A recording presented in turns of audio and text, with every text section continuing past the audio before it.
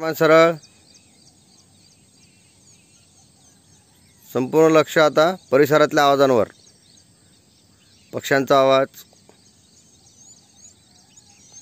प्राण्यांचा आवाज,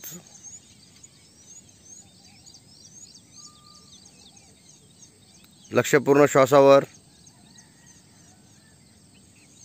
शरीर पूर्ण स्थिर, शांत, शिथिल. पोट भरून श्वास घ्यायचा, सोडायचा. प्रत्येक श्वास मला शक्ती देतो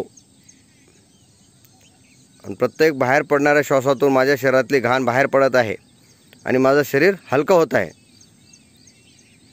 अशी कल्पना करायची.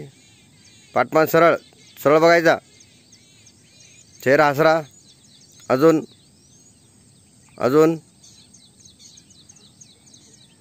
पोट भरून श्वास घ्यायचा, सोडायचा. सर्वांनी ओमकारसाठी तयार. श्वास घ्यायचा.